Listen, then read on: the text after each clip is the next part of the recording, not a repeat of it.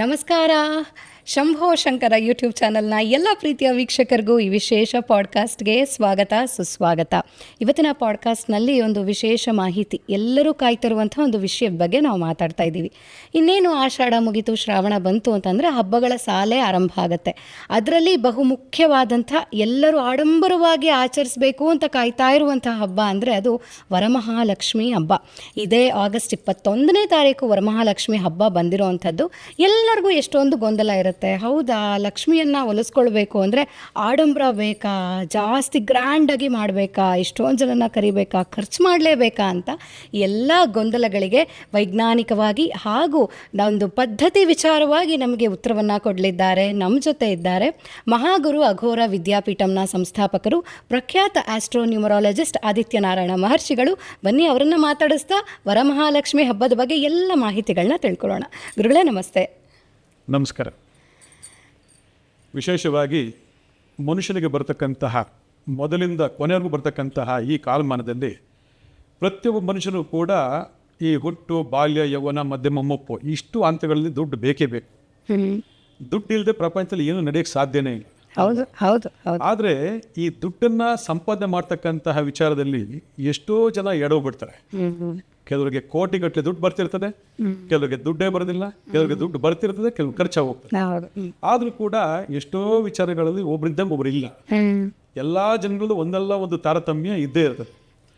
ಆದರೆ ಈ ದುಡ್ಡನ್ನು ಸಂಪಾದನೆ ಮಾಡಬೇಕು ಅಂದಾಗ ನಮ್ಮ ಹಿಂದೂ ಸನಾತನ ಧರ್ಮದಲ್ಲಿ ಬಹಳ ಮುಖ್ಯವಾಗಿರತಕ್ಕಂತಹ ದೇವಿ ಅಂದರೆ ಮಹಾಲಕ್ಷ್ಮಿ. ಆ ಮಹಾಲಕ್ಷ್ಮಿಯನ್ನ ವರ್ಷಕ್ಕೊಂದ್ಸರಿ ಬರ್ತಕ್ಕಂಥ ಹಬ್ಬದಲ್ಲಿ ಪ್ರತಿಯೊಬ್ಬರು ಕೂಡ ಆಚರಣೆ ಮಾಡ್ತಾರೆ. ಆದರೆ ಇವತ್ತಿನ ದಿವಸ ಏನಾಗಿದೆ, ವೈಭವೀಕರಣ ಆಗೋಗಿದೆ, ಆಡಂಬರ ಆಗೋಗಿದೆ, ತೋರಿಕೆ ಆಗೋಗಿದೆ. ನೋಡಿ, ಯಾವುದೇ ಒಂದು ಪೂಜೆ ಪುನಸ್ಕಾರ ಮಾಡಬೇಕು ಅಂತ ಕೂಡ ಅದು ಗುಪ್ತವಾಗಿರಬೇಕು. ನಾವು ಏನು ಮಾಡ್ತಿದ್ದೀವಿ, ಏನು ಮಾಡ್ತಿಲ್ಲ, ಯಾವ್ದು ಗೊತ್ತಾಗಬಾರ್ದು. ಇವತ್ತು ಯಾವ್ದಾರ ಒಂದು ದೇವಸ್ಥಾನಕ್ಕೆ ಹೋಗು, ಸೆಲ್ಫಿ ತಗೊಂಡು, ಯಾವ್ದಾರ ಪೂಜೆ ಮಾಡು, ಸೆಲ್ಫಿ ತಗೊಂಡು, ಅದೊಂದಷ್ಟು ಸೋಷಿಯಲ್ ಮೀಡಿಯಾದಲ್ಲಿ ಹಬ್ಬ ಬಂತು ಅಂದ್ರೆ ಪಕ್ಕದ ಮನೆಗೆ ಹೋಗಿ ನೋಡು, ಅವ್ರು ಹೇಗೆ ಲಕ್ಷ್ಮಿ ಇಟ್ಟಿದ್ದಾರೆ, ಅವ್ರು ಎಷ್ಟು ಕಾಸ್ಟ್ಲಿ ರೇಷ್ಮೆ ಸೀರೆ ಉಡಿಸಿದ್ದಾರೆ, ನಾವು ಲಕ್ಷ್ಮಿಗೆ ಅಷ್ಟೇ ಗ್ರ್ಯಾಂಡಾಗಿ ಉಡ್ಸ. ಅದು ಇತ್ತೀಚೆಗೆ ಒಂದು ಟ್ರೆಂಡಿಂಗ್ ಆಗೋಗಿದೆಯಾ ಅಂತ. ಬಹಳ ತಪ್ಪು, ಬಹಳ ಅಪರಾಧ ಇದು. ಯಾಕಂದ್ರೆ ಮನುಷ್ಯನ ಕಣ್ಣು ಮರನ್ ಬೇಗ ತಿಂದಾಕ್ಬಿಡ್ತದೆ. ನಾವು ಏನು ಮಾಡ್ತಿದ್ದೀವಿ, ಎತ್ತ ಮಾಡ್ತೀವಿ ಅಂತಕ್ಕಂಥ 4 ಜನ ಕಣ್ಣು ಬಿತ್ತು ಅಂತಂದ್ರೆ ಅಲ್ಲೆಲ್ಲ ಧೂಳಿಪಟ್ಟಾಗಿ ಹೋಗ್ತದೆ. ಅದರಿಂದ ಇವತ್ತು ಯಾವುದೇ ಪೂಜೆ ಪುನಸ್ಕಾರಗಳಲ್ಲಿ ಭಕ್ತಿ ಶ್ರದ್ಧೆ ಅಂತಕ್ಕಂಥದ್ದು ಇಲ್ಲ, ಕಾಣೆ ಆಗ್ತಾ ಇದೆ. ಒಂದಷ್ಟು ಜನ ಮಾಡ್ತಿದ್ದಾರೆ, ಇಲ್ಲ ಅಂತಲ್ಲ. ಆದರೆ ಬರೀ ವೈಭವೀಕರಣ, ಆಡಂಬರವೇ ಜಾಸ್ತಿ ಆಗೋಗಿರೋದ್ರಿಂದ ನಮ್ಮಲ್ಲಿ ಆ ಭಕ್ತಿ ಅಂತಕ್ಕಂಥದ್ದು ಕಾಣೆ ಆಗ್ತಾ ಇದೆ. ನಮ್ಮಲ್ಲಿ ಎಷ್ಟಿದೆ, ಎಷ್ಟು ಒಡವೆ ಇದೆ, ಎಷ್ಟು ದುಡ್ಡಿದೆ ತೋರಿಸ್ಕೋಬೇಕು, ಅಷ್ಟೇ ಇದೆ ಹೊರತು ಬೇರೇನೂ ಇಲ್ಲ. ಆದರೆ ಎಷ್ಟೋ ಜನ ನಾವು ವರ್ಷಾನುಗಟ್ಟೆಯಿಂದ ಪೂಜೆ ಮಾಡ್ತಿದ್ವಿ, ನಮಗೇನು ಫಲ ಸಿಗ್ತಿಲ್ಲ ಅಂತಾರೆ. ಎಷ್ಟೋ ಜನ ನಾವು ಒಡವೆ ಹಾಕಿದ್ವಿ ರಾತ್ರಿ ಕಳ್ತನ ಹೋಗಿರ್ತದೆ, ಎಷ್ಟೋ ಜನ ಕದ್ಕೊಂಡು ಹೋಗ್ಬಿಟ್ಟಿರ್ತಾರೆ. ಇವೆಲ್ಲ ನಮಗೆ ನಾವೇ ತೋರಿಸ್ಕೊಂಡು 4 ಜನಕ್ಕೆ ತೋರಿಸ್ಕೊಂಡು ಅಲ್ಲಿ ವೈಭವೀಕರಣ ಮಾಡಿಕೊಂಡು ಇವತ್ತು ನಮ್ಮ ಹಬ್ಬ ಹರಿದಿನಗಳಿರ್ತಕ್ಕಂಥ ಒಂದು ಸನಾತನ ಧರ್ಮವನ್ನ, ಸಂಸ್ಕಾರವನ್ನ ನಾವು ಹಾಳು ಮಾಡ್ಕೊತಾ ಇದ್ವಿ. ನಮ್ಮ ಮುಂದಿನ ಪೀಳಿಗೆ ನಾವೇನು ತೋರಿಸ್ತಾನೆ ಇಲ್ಲ, ಹೇಗೆ ಮಾಡ್ಬೇಕು, ಎತ್ ಮಾಡ್ಬೇಕು ಅಂತ ತೋರಿಸ್ತಿಲ್ಲ, ಭಕ್ತಿನೇ ಇಲ್ಲ ಅಲ್ಲಿ. ಅದರಿಂದ ಮನುಷ್ಯನಿಗೆ ಬರತಕ್ಕಂತಹ ಈ ಹಣಕಾಸಿನ ಸಮಸ್ಯೆಗಳು ನಿವೃತ್ತಿ ಆಗಬೇಕು ಅಂದಾಗ ತಾಯಿ ಮಹಾಲಕ್ಷ್ಮಿ ಅನುಗ್ರಹ ಇರಬೇಕು. ಆದರೆ ಈ ಅನುಗ್ರಹ ಪಡ್ಕೋಬೇಕು ಅಂದಾಗ ಈ ವರಮಹಾಲಕ್ಷ್ಮಿ ಹಬ್ಬದ ದಿವಸ ಮಾತ್ರ ಮಾಡಬೇಕಾ?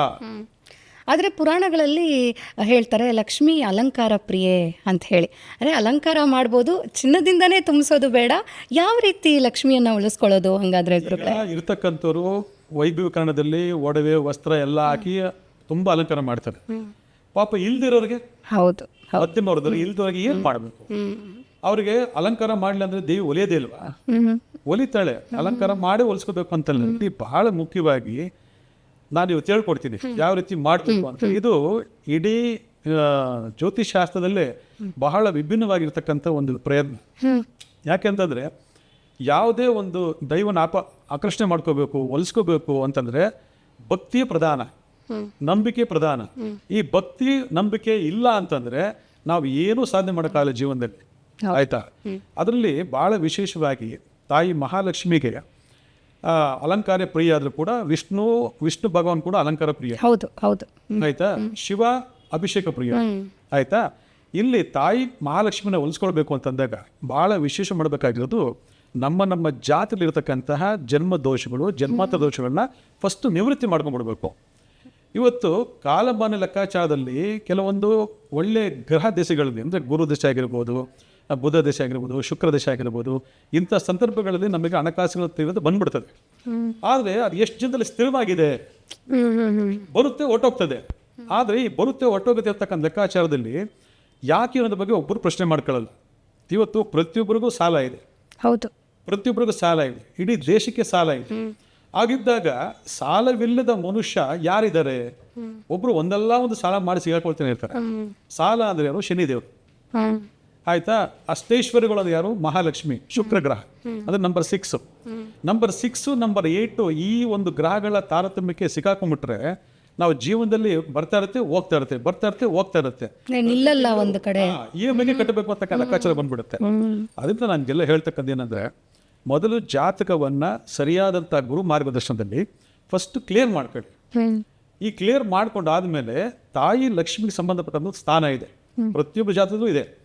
ನೋಡಿ, ನಿಮ್ಮ ಹುಟ್ಟಿದ ಆರೋಗ್ಯ ಪ್ರತಿಯೊಬ್ಬ ಮನುಷ್ಯರು ಇಷ್ಟು ಅಂತ ಕೊಟ್ಟಿರ್ತಂತೆ, ಕೊಡಿದ್ರೆ ಸಾಧ್ಯನೇ ಇಲ್ಲ. ಆ ಕೊಟ್ಟಿರ್ತಕ್ಕಂಥದ್ದನ್ನ ಸರಿಯಾದ ಬಳಕೆ ಮಾಡ್ಕೋಬೇಕು ಅಂದಾಗ ನಮ್ಮಲ್ಲಿ ಇರ್ತಕ್ಕಂಥ ಕರ್ಮಗಳು ಕಳ್ಕೋಬೇಕು. ಈ ಕರ್ಮಗಳನ್ನ ಕಳ್ಕೊಳ್ಳದೆ ನಾನು ಅಷ್ಟು ಮಾಡ್ಬಿಡ್ತೀನಿ, ಇಷ್ಟು ಮಾಡ್ಬಿಡ್ತೀನಿ, ಅಷ್ಟು ಬಂದ್ಬಿಡ್ತೀನಿ, ಇಷ್ಟು ಬಂದ್ಬಿಡ್ತೀನಿ ಮೆರೆಯಕ್ಕೆ ಹೋದ್ರೆ ಉಳಿಯಲ್ಲ. ಅದು ಇನ್ನು ಯಾವ್ದು ವಿಷಯ ಕಿತ್ಕೊಂಡ್ಬಿಡ್ತದೆ. ತಿಂಗಳಾದ್ರೆ EMI ಕಾಯ್ತಾ ಇರಬೇಕು, EMI ಕಟ್ಟಬೇಕಲ್ಲ ನಾನು ಅಂತ ಸಂದರ್ಭದಲ್ಲಿ ನಿಮಗೆಲ್ಲ ಹೇಳ್ತಕ್ಕಂಥ ಏನಪ್ಪ ಅಂತಂದ್ರೆ, ತಾಯಿ ಮಹಾಲಕ್ಷ್ಮಿ ಮನಸ್ಕೊಳ್ಬೇಕು ಅಂದಾಗ ಮೊದಲು ನಾವು ಹೇಳ್ತಕ್ಕಂಥ ಜ್ಯೋತಿಷ್ಯದಲ್ಲಿ ಒಂದು ಗುರು ಮಾರ್ಗ ಅಂತಿದೆ. ಆ ಗುರು ಮಾರ್ಗದಲ್ಲಿ ಎಲ್ಲವನ್ನು ಫಸ್ಟ್ ಕ್ಲಿಯರ್ ಮಾಡ್ಕೊಳ್ಳಿ.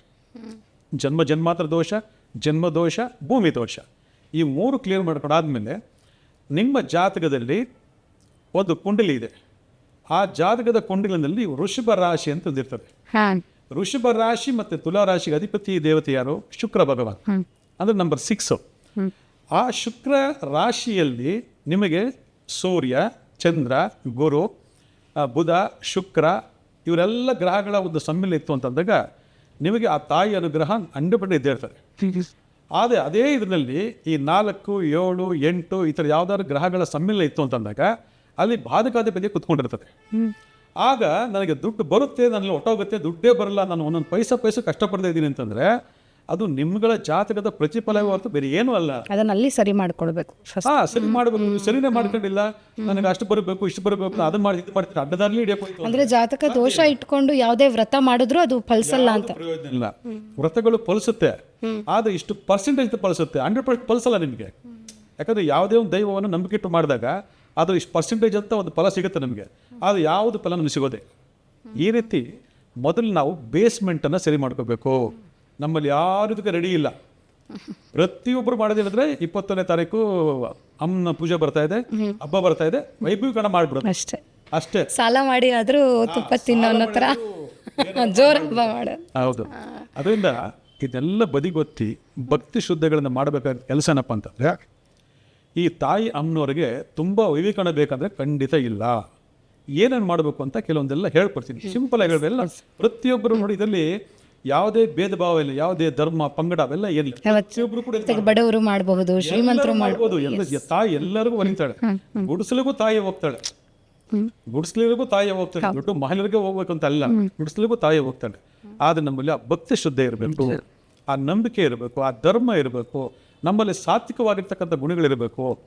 ಇಲ್ಲಿ ವಿಶೇಷವಾಗಿ ಏನು ಮಾಡಬೇಕು ಅಂತಂದರೆ, ಆವತ್ತಿನ ದಿವಸ ಭಾಳ ಜನ ಇವತ್ತು ಮಾರುಕಟ್ಟೆಗಳಲ್ಲಿ ಈ ಬೊಂಬೆ ಗಿಂಬೆ ಏನೋ ಬೊಂಬೆ ಕೂರ್ಸೋದಕ್ಕೆ ಅಲಂಕಾರ ಮಾಡಬೇಕು ಅಂತ ಖಂಡಿತ ಇಲ್ಲ. ಯಾವ ದೇವನು ಬೊಂಬೆ ಕೇಳೋದಿಲ್ಲ. ಯಾಕಂದರೆ ಬೊಂಬೆ ಅಂತಕ್ಕಂಥ ಕಾನ್ಸೆಪ್ಟು ಕಮರ್ಷಿಯಲ್ ಹಿಂಗೆ ಬಂದಿರ್ಬೋದು ನಿಮಗೆ, ಆದರೆ ಅದು ನಿಮಗೆ ತುಂಬ ನಕಾರಾತ್ಮಕವಾಗಿ ಕೆಲಸ ಮಾಡುತ್ತೆ. ಬೊಂಬೆ ಕೂರಿಸಬಾರ್ದು. ಬೊಂಬೆ ಕೂರಿಸಿದ ತಕ್ಷಣ ಇನ್ಯಾರೋ ಬಂದು ಕೂತ್ಕೊಂಡ್ಬಿಟ್ಟಿರ್ತಾರೆ ಒಳಗಡೆ, ನಾವೇ ಒಂದು ಆಕಾರ ಕೊಟ್ಟು ಕುಣಿಸ್ದಂಗೆ ಆಗುತ್ತೆ. ಅಂದ್ರೆ ಮುಖವಾಡಗಳು ಬೇಡ ಅಂತ ಹೇಳ್ತೀರಿ. ಮುಖವಾಡ ಬೇಕು, ಬೊಂಬೆ ಬೇಡ ಅಂತ ನಾನು ಹೇಳ್ಕೊಡ್ತೀನಿ. ಒಂದು ಸ್ಟೆಪ್ ಹೇಳ್ಕೊಡ್ತೀನಿ.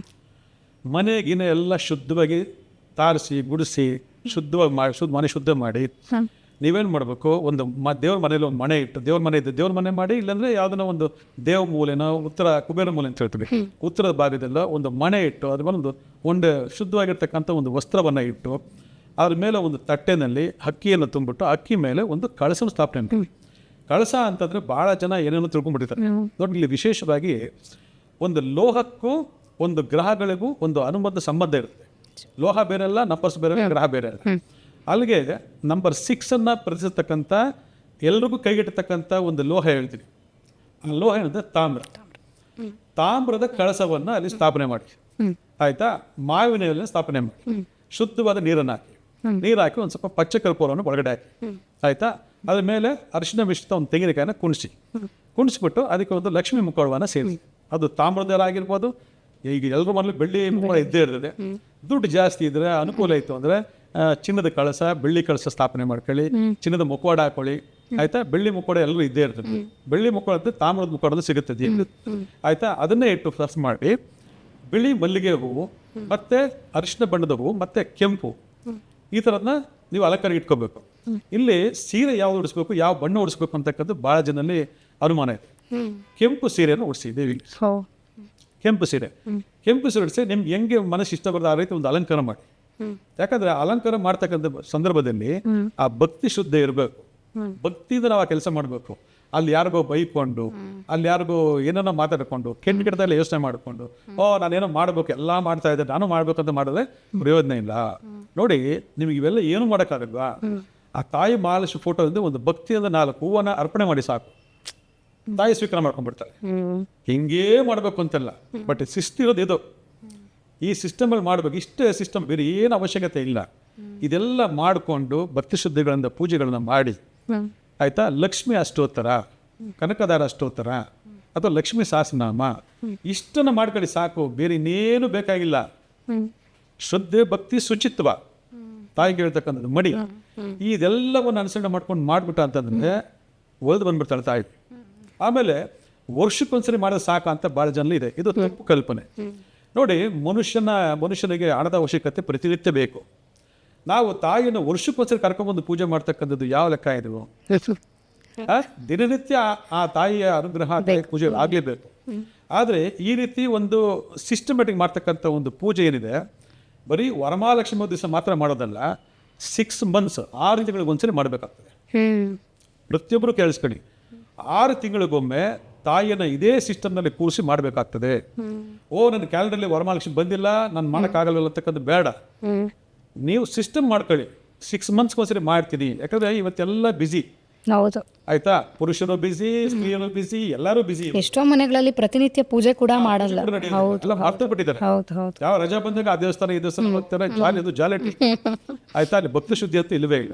ಈ ರೀತಿ ಬಹಳಷ್ಟು ಡಂಬಾಚಾರ ಆಗೋಗಿರೋದು. ಇವತ್ತಿನ ದಿವಸ ನಮ್ಮ ಮನೆಯಲ್ಲಿ ನಮಗೆ ಸಮಯ ಸಿಕ್ಕಂಥ ಸಂದರ್ಭ ಅಲ್ಲ, ನಾವು ಸಮಯವನ್ನು ಮಾಡ್ಕೋಬೇಕು. ಬೆಳಗಿನ ಜಾವ ಮಾಡಿ, ನೈಟ್ ಎಷ್ಟೇ ಹೊತ್ತಾಗಿನೂ ಬೆಳಗಿನ ಜಾವ ಮಾಡಿ, ಮನೆಯೆಲ್ಲ ಶುದ್ಧ ಮಾಡಿ, ಈ ರೀತಿ ತಾಯಿ ಹೊಲಿಸ್ಕೊಳ್ತ ಪ್ರಯತ್ನವನ್ನು ಮಾಡಿ, ನಿಮ್ಮ ಜಾತಕದಲ್ಲಿ ನಿಮಗೆ ದೋಷ ಪರಿಹಾರ ಮಾಡ್ಕೊಳ್ತಕ್ಕಂಥ ಒಂದು ಪ್ರಕ್ರಿಯೆ ನಿಮ್ಗೆ ಆಗಲ್ಲ.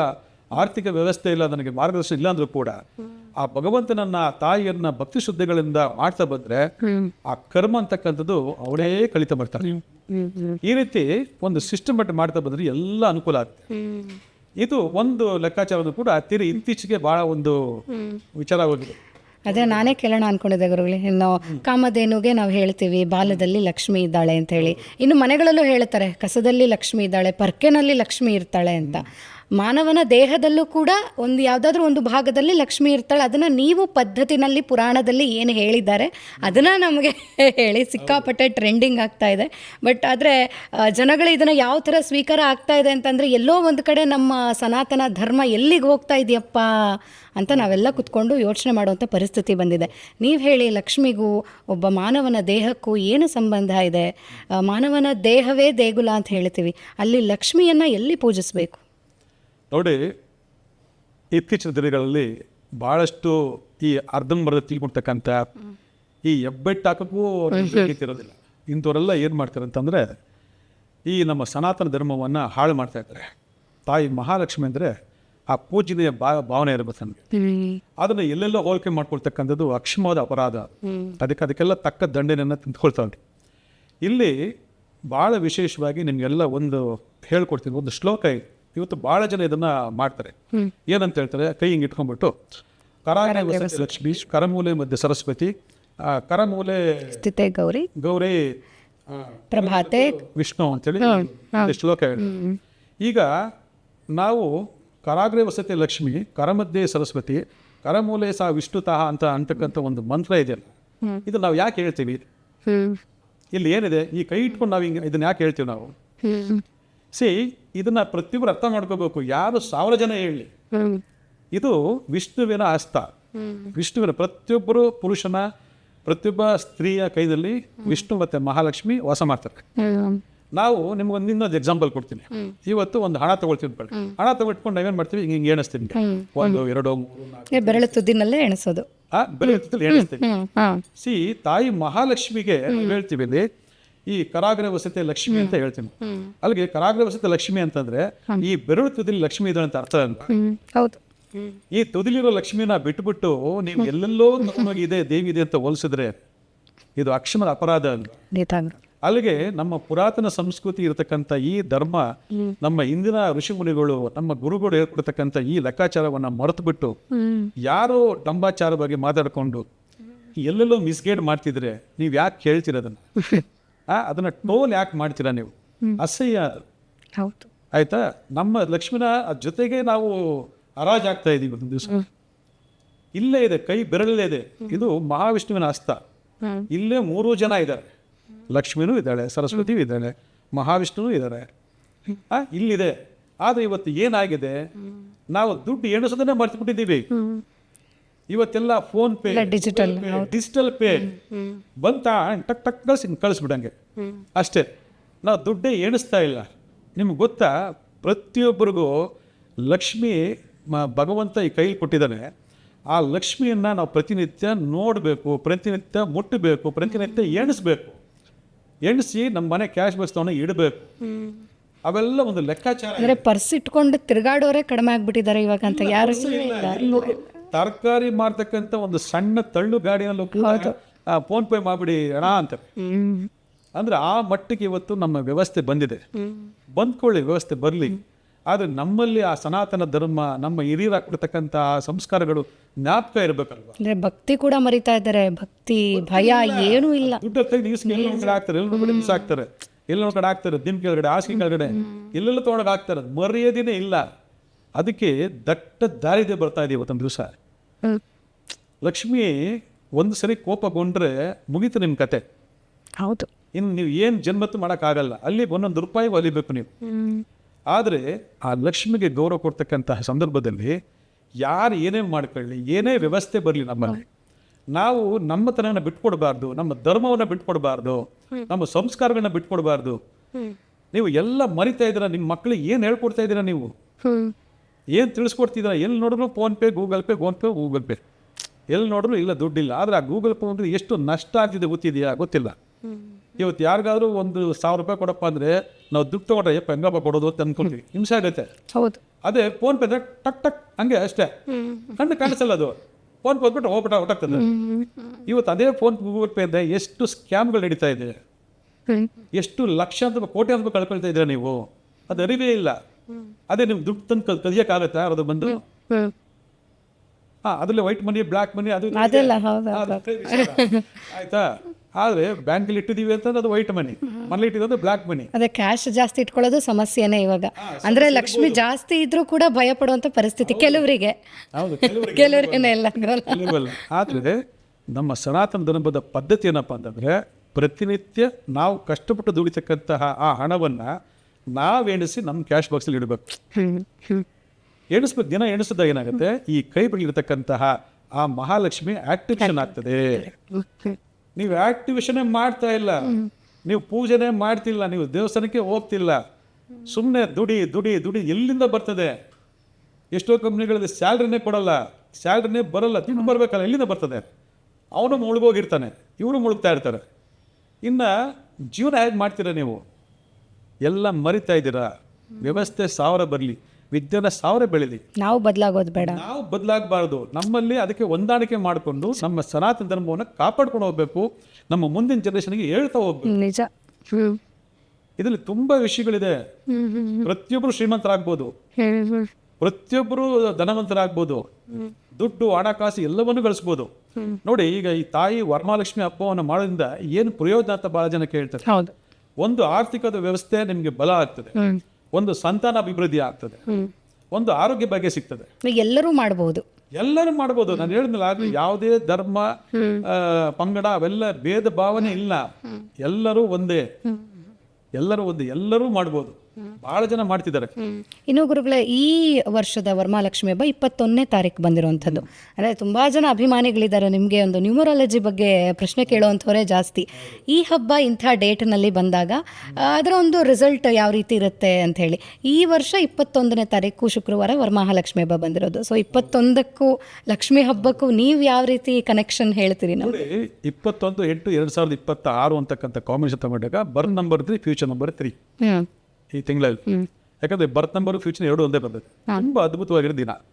ಯಾಕಂದ್ರೆ 21 ಅಂತಕ್ಕಂತಹ ಗಣಪತಿ ಸಂಖ್ಯೆ, ಹೌದು ಆಯ್ತಾ, ಗಣಪತಿಯ ಅದ್ಭುತವಾಗಿರ್ತಕ್ಕ ಸಂಖ್ಯೆ ಇದೆ. ಅದರಿಂದ ಬಹಳ ಜನ ಏನೇನೋ ಮಿಸ್ಗೈಡ್ ಮಾಡ್ತಿದ್ರೆ, ಈ ರೀತಿ ವರಮಹಾಲಕ್ಷ್ಮಿ ಸರಿ ಬಂದಿಲ್ಲ, ಅದು ಇದು. ನೋಡಿ, ಯಾವುದೇ ಒಂದು ಗ್ರಹಗತಿಗಳು ಎಲ್ಲರಿಗೂ ಒಳ್ಳೇದು ಮಾಡಲ್ಲ, ಎಲ್ಲರೂ ಕೆಟ್ಟದ್ದು ಮಾಡಲ್ಲ.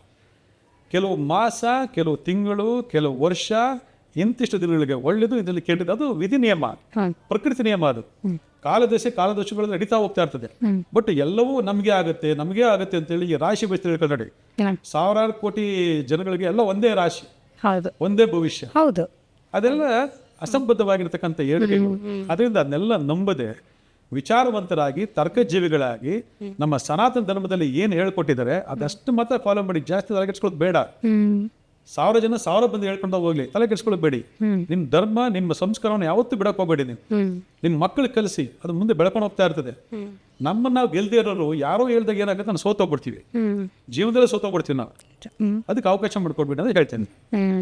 ಇನ್ನು ಗುರುಗಳೇ, ಇನ್ನೊಂದು ವಿಚಾರ, ನೀವು ವ್ರತದ ಬಗ್ಗೆ ಹೇಳುವಾಗ ನನ್ನ ಮನಸ್ಸಲ್ಲಿ ಕೇಳಬೇಕು ಅಂತ ಅನಿಸಿದ್ದು, ಎಲ್ಲರಿಗೂ ಕೂಡ ನೀವು ಲಕ್ಷ್ಮಿ ಒಲಿಯೋ ರೀತಿ ಎಲ್ಲ ತಿಳಿಸ್ಕೊಡ್ತಾ ಇದ್ರಿ. ಇನ್ನು ಯಾವ ಅಡಿಗೆ ಮಾಡಿದ್ರೆ ಲಕ್ಷ್ಮಿಗೆ ತುಂಬಾ ಇಷ್ಟ ಆಗುತ್ತೆ? ನೋಡಿ, ನೈವೇದ್ಯಕ್ಕೆ ಏನ್ ಮಾಡಬೇಕು? ವರಮಹಾಲಕ್ಷ್ಮಿಗೆ ನೈವೇದ್ಯ ಅಂತಕ್ಕಂಥದ್ದು ಬಹಳ ಜನ ಚಕ್ಲಿ ಅಂತೆ, ಲಡ್ಡು ಅಂತೆ ಏನೇನೋ ಚಿತ್ರ ವಿಚಿತ್ರವಾಗಿ ಮಾಡಿದ್ದಾರೆ. ತಾಯಿ ಅದನ್ನೆಲ್ಲ ಯಾವುದು ಕೇಳೋದಿಲ್ಲ. ಅದೆಲ್ಲ ನಾನು ಹೇಳಿದ್ನಲ್ಲ, ವೈಭವೀಕರಣದಲ್ಲಿ ಅದು ಒಂದು ಭಾಗ. ನಮ್ಮಲ್ಲಿ ನಾನು ಅಷ್ಟು ಅಡಿಗೆ ಮಾಡಿದ್ದೆ, ನಾನು ಇಷ್ಟು ತಿಂಡಿ ಮಾಡಿದ್ದೆ, ಇದನ್ನು ತೋರಿಸ್ಬೇಕು, ವಾಟ್ಸಪ್ ಟ್ವಿಟರ್ ಸ್ಟೇಟಸ್ ಅಲ್ಲೆಲ್ಲ ಹಾಕೊಳ್ತಕ್ಕಂಥದಕ್ಕೆ ಮಾಡ್ತಾರೆ. ಇವತ್ತು ಕೆಲವು ಭಕ್ತಿ ಭಾವದಿಂದ ಕೂಡ ಮಾಡ್ತಾರೆ. ಆಯ್ತಾ, ಇಲ್ಲಿ ಬಹಳ ವಿಶೇಷವಾಗಿ ಹಾಲು ಪಾಯಸ, ಸಿಹಿ ಅಷ್ಟೇ, ಬೇರೆ ಇನ್ನೇನು ಬೇಡ. ತಾಯಿ ಮಹಾಲಕ್ಷ್ಮಿಗೆ ಅಷ್ಟು ಮಾಡಿ ಒಂದು ಗ್ಲಾಸ್ ಇಟ್ಬಿಟ್ಟು ನೈವೇದ್ಯ ಕೊಟ್ಬಿಡಿ. ಬೇರೆ ಇನ್ನೇನು ಕೇಳಲ್ಲ. ನಿನ್ನ ಚಕ್ಲಿ, ಕೋಣಿಬಳೆ, ಲಡ್ಡು, ಅದು ಇದು ಏನೇ ಮಾಡಿಸಿದ ರಾಶಿ, ಅದೆಲ್ಲ ಏನು ಬೇಕಾಗಿಲ್ಲ. ಯಾಕೆ ಇರೋರು ಮಾಡಿ 4 ಜನಕ್ಕೆ ದಾನ ಮಾಡಿ, ತಪ್ಪೇನಿಲ್ಲ. ಅದನ್ನು ಇಲ್ದೇ ಇರೋರು ಅಯ್ಯೋ ಅಷ್ಟೊಂದು ಮಾಡ್ಬೇಕಂತಕ್ಕಂಥದ್ದು ಒಂದು ಮನಸ್ಸು, ಒಂದು ನೋವು ಬಂದ್ಬಿಡ್ತದೆ. ಅಯ್ಯೋ ನಮ್ಮಲ್ಲಿ ಹಣ ಇಲ್ವಲ್ಲ, ಅವೆಲ್ಲ ಇಡ್ಬೇಕಂತೆ, ಅವೆಲ್ಲ ಇಲ್ಲ. ಜಸ್ಟ್ ಒಂದು ಲೋಟ ಹಾಲು ಕೊಡಿ, ಒಂದು ಸಿಹಿ ಪಾಯಸ ಮಾಡಿಬಿಟ್ಟು ದೇವಿಗೆ ನೈವೇದ್ಯ ಕೊಡಿ, ಅಷ್ಟೇ, ಬೇರೆ ಇನ್ನೇನು ಕೇಳಲ್ಲ ತಾಯಿ. ಇನ್ನು ವರಮಹಾಲಕ್ಷ್ಮಿ ಹಬ್ಬ ಕಳಶ ಸ್ಥಾಪನೆ ನಾವು ಮಾಡುವಾಗ ಗುರುಗಳೇ, ಎಷ್ಟು ದಿನ ಅದನ್ನ ಇಡಬೇಕು ಅನ್ನೋದು ಕೂಡ ಕೆಲವೊಬ್ಬರ ಪ್ರಶ್ನೆ. ಎಷ್ಟು ದಿನ ಇಡಬೇಕಾಗುತ್ತೆ ಅಂತಂದ್ರೆ, ಕಳಶ ಸ್ಥಾಪನೆ ಅಂತಕ್ಕಂಥದ್ದು ಪ್ರತಿ ಮನೇಲಿ ಕೂಡ ಪ್ರತಿ ವಾರಕ್ಕೊಂದ್ಸರಿ ಅದನ್ನ ಶುದ್ಧ ಮಾಡಿ ಗುರುವಾರ ದಿವಸ ಶುಕ್ರವಾರ ಸ್ಥಾಪನೆ ಮಾಡ್ತಾರೆ. ಆಯ್ತಾ, ಅದು ರೆಗ್ಯುಲರ್ ಪ್ಯಾಟರ್ನ್ ನಲ್ಲಿ ಮಾಡ್ತಕೊಂಡು ಹೋಗ್ತಕ್ಕಂಥದ್ದು. ಇದು ನಿಮ್ಗೆ ಬಿಟ್ಟಿದ್ದು. ಆಯ್ತಾ, ಅದು 3 ದಿವಸ, 11 ದಿವಸ, 12 ಡೇಸ್, 12 ದಿವಸ, ಇವೆಲ್ಲ ನೀವು ಮಾಡ್ಕೊಂಡು ಹೋಗ್ಬೋದು. ನಿಮ್ಗೆ ವ್ರತ ಅಂತಕ್ಕಂಥ ಲೆಕ್ಕಾಚಾರ ಬಂದಾಗ ಅಲ್ಲಿಂದ ಶುರು ಮಾಡಿ ನಿಮ್ಮ ಲೆಕ್ಕಾಚಾರ ಏನಿದೆ ಅಂತ ಮಾಡ್ಕೊಂಡೋಗಿ 3 ದಿವಸ, 6 ದಿವಸ, 9 ದಿವಸ, 12 ದಿವಸ ಮಾಡ್ಕೋಬೇಡಿ. ಬಟ್ ಇದನ್ನ ನಾವು ಮಾಡ್ತಕ್ಕಂಥದ್ದು ಜಸ್ಟ್ 3 ಡೇಸ್ ಅಲ್ಲಿ 3 ದಿನ, 3 ದಿವಸದಲ್ಲಿ ಮಿನಿಮಮ್ ಒಂದು 3 ದಿನ ಕ್ಲೀನ್ ಮಾಡ್ಬಿಡ್ತಾರೆ. ಇನ್ನು ರೆಗ್ಯುಲರ್ ಪ್ಯಾಟರ್ನ್ ಹೋಗ್ಬಿಡ್ತಾರೆ ಶುಕ್ರ. ಯಾವ್ದು ಮಾಡೋದೇ ಇಲ್ಲ ಬಿಡಿ. ಆಯ್ತಾ, ಆರ್ಥಿಕ ಸದೃಢ ಆಗ್ಬೇಕಾ, ಮೊದಲು ನಿಮ್ಮ ಜನ್ಮದೋಷ ನಿವೃತ್ತಿ ಮಾಡಿ. ನಿಮ್ಮ ಜನ್ಮದೋಷ ನಿವೃತ್ತಿ ಮಾಡ್ಕೊಂಡು ನೀವು ಯಾವ್ದು ಮಾಡಕ್ ಬಿಡೋದಿಲ್ಲ ನಿಮ್ಮನ್ನ. ನಿಮ್ಗೆ ಆ ಪ್ರಾಬ್ಲಮ್ ಈ ಪ್ರಾಬ್ಲಮ್ ಇರ್ತಲ್ಲ, ಅವೆಲ್ಲ ತಲೆ ಕುತ್ಕೊಂಡಿರ್ತಾವೆ, ಅವೆಲ್ಲ ದೇವಭೂತಿಗಳ ತರ. ನೀವು ದೋಷಗಳು ಕೂಡ ಹೇಳಿದ್ರಿ, ಜಾತಕದಲ್ಲಿ ಯಾವ ದೋಷ ಇದ್ದಾಗ ಏನೇ ವ್ರತ ಮಾಡಿ ಏನೇ ಮಾಡಿದ್ರು ಕೂಡ ಒಂದಿಷ್ಟು ಮಾತ್ರ ನಿಮಗೆ ಪ್ರಯೋಜನಕ್ಕೆ ಬರುತ್ತೆ. ಹಣ ಬಂದ್ರು ಅಥವಾ ಲಕ್ಷ್ಮಿ ಒಲಿದ್ರು ಜಾಸ್ತಿ ಹೊತ್ತು ನಿಲ್ಲಲ್ಲ ಅಂತ ಹೇಳಿ ಸರಿ ಮಾಡ್ಬೇಡಿ. ಕರೆಕ್ಟ್. ನಮ್ಮ ಮನೆ ಫೌಂಡೇಶನ್ ಕರೆಕ್ಟ್ ಆಗಿದ್ರೆ ನಮ್ಮ ಬಿಲ್ಡಿಂಗ್ ಚೆನ್ನಾಗಿದೆ. ನಮ್ಮ ಫೌಂಡೇಶನ್ ಬಿಲ್ಡಿಂಗ್ ಯಾಕೆ ನಿಂತ್ಕೊಳ್ತದೆ? ಇದನ್ನ ಮಾಡ್ಕೊಂಡೋಗಿ ಒಳ್ಳೇದಾಗ್ತದೆ. ಎಲ್ಲದಕ್ಕಿಂತ ಹೆಚ್ಚಾಗಿ ನೀವು ಹೇಳಿದ್ದು ಭಯ ಭಕ್ತಿ ಅನ್ನೋದು ಇರಬೇಕು, ಮನಸ್ಸಿನಲ್ಲಿ ಆ ಶುದ್ಧಿ ಅನ್ನೋದು ಇರಬೇಕು. ಬೇರೆ ಅಲ್ಲಿ ಇಲ್ಲಿ ಮಾತಾಡೋರು ಮಾತನ್ನು ಕೇಳಿ ದೇವರನ್ನಾದರೂ ಬಿಟ್ಟುಬಿಡಿ ಅಂತ ಹೇಳಿ ತುಂಬ ಅದ್ಭುತವಾದ ಮಾಹಿತಿಗಳು. ಅಂದರೆ ನಮ್ಮ ಶಂಭೋ ಶಂಕರ ಚಾನಲ್ನಲ್ಲಿ ಕೂಡ ಬಹಳಷ್ಟು ವಿಚಾರಗಳು ತಿಳಿಸ್ಕೊಡ್ತಾ ಬಂದಿದ್ರಿ. ಇನ್ನು ಪಾಡ್ಕಾಸ್ಟ್ ಮೂಲಕ ವೀಕ್ಷಕರಲ್ಲಿ ಏನೆಲ್ಲ ಪ್ರಶ್ನೆಗಳಿದೆ, ಗೊಂದಲಗಳಿದೆ, ಎಲ್ಲವನ್ನ ನಿವಾರಿಸುವಂಥ ಪ್ರಯತ್ನ ಮಾತುಗಳ ಮೂಲಕ. ಥ್ಯಾಂಕ್ ಯು ಸೋ ಮಚ್ ಗುರುಗಳೇ, ಇವತ್ತಿಷ್ಟೊಂದು ಮಾಹಿತಿ ತಿಳಿಸ್ಕೊಟ್ಟಿದ್ದಕ್ಕೆ. ಇನ್ನು ವೀಕ್ಷಕರೇ, ಲಕ್ಷ್ಮಿಯನ್ನು ಒಲಿಸ್ಕೊಳ್ಳೋ ಬಗ್ಗೆ ನಮ್ಮ ಗುರುಗಳು ಸಾಕಷ್ಟು ವಿಚಾರಗಳನ್ನ ತಿಳಿಸ್ಕೊಟ್ಟಿದ್ದಾರೆ. ಈ ವಿಶೇಷವಾದ ಮಾಹಿತಿ ಎಲ್ಲ ನೇರ ಕಲಿಸ್ಕೊಡುವಂಥ ಪ್ರಯತ್ನ ಕೂಡ ಸದ್ಯದಲ್ಲೇ ನಾವು ಮಾಡ್ತಾ ಇದ್ದೀವಿ. ಲಕ್ಷ್ಮಿಯ ಸಂಪೂರ್ಣವಾದ ಒಲಿಸ್ಕೊಳ್ಳುವಂಥ ಬಗೆ ಏನೆಲ್ಲ ಮಾಡಬೇಕು, ಪ್ರತಿನಿತ್ಯ ಲಕ್ಷ್ಮಿಯ ಆರಾಧನೆ ಯಾವ ರೀತಿ ಇರಬೇಕು, ಮನೆಗಳಲ್ಲಿ ಯಾವ ರೀತಿ ಮಾಡ್ಕೊಳ್ಬೇಕು, ಏನೆಲ್ಲ ಒಂದು ಪದ್ಧತಿಗಳನ್ನ ನಮ್ಮ ಜೀವನ ಶೈಲಿಯನ್ನು ನಾವು ಒಂದು ಅಳವಡಿಸ್ಕೊಳ್ಬೇಕಾಗತ್ತೆ. ಆ ಮಹಾಲಕ್ಷ್ಮಿ ನಮ್ಮ ಮನೆಗಳಿಗೆ ಒಲಿದು ಬರಬೇಕು ಅಂದರೆ ಈ ಒಂದು ವಿಶೇಷ ಕ್ಲಾಸಸ್ಗೆ ನಿಮಗೆ ಇಂಟ್ರೆಸ್ಟ್ ಇದ್ದರೆ ಈ ಕೆಳಕಂಡಿರುವಂಥ ನಂಬರ್ಗೆ ಈ ಕೂಡಲೇ ಕರೆ ಮಾಡಿ ರಿಜಿಸ್ಟರ್ ಮಾಡ್ಕೊಳ್ಳಿ. ಸದ್ಯದಲ್ಲೇ ನಮ್ಮ ಕ್ಲಾಸಸ್ ಡೇಟ್ಸನ್ನು ನಾವು ನಮ್ಮ ಚಾನಲ್ನಲ್ಲಿ ಅನೌನ್ಸ್ ಮಾಡ್ತೀವಿ. ವರಮಹಾಲಕ್ಷ್ಮಿ ಹಬ್ಬದ ಸಂಪೂರ್ಣ ವ್ರತಾಚರಣೆ ಬಗ್ಗೆ ಇರುವಂಥ ಒಂದು ಮೂಢನಂಬಿಕೆಗಳು ಏನು, ಅದನ್ನು ನಿವಾರಣೆ ಮಾಡಿಕೊಂಡು ಯಾವ ರೀತಿ ಸಿಂಪಲ್ಲಾಗಿ ಲಕ್ಷ್ಮಿಯನ್ನು ಒಲಿಸ್ಕೊಳ್ಬೋದು ವರಮಹಾಲಕ್ಷ್ಮಿ ವ್ರತದ ಮೂಲಕ ಇವತ್ತು ಗುರುಗಳು ತಿಳಿಸ್ಕೊಟ್ಟಿದ್ದಾರೆ. ಅವ್ರಿಗೂ ಕೂಡ ಧನ್ಯವಾದ ತಿಳಿಸ್ತಾ ಇವತ್ತಿನ ಸಂಚಿಕೆ ಮುಗಿಸೋಣ. ಮತ್ತೆ ಮುಂದಿನ ಸಂಚಿಕೆಯಲ್ಲಿ ಮತ್ತೊಂದು ಮಾಹಿತಿಯೊಂದಿಗೆ ಭೇಟಿಯಾಗೋಣ. ನಮಸ್ಕಾರ.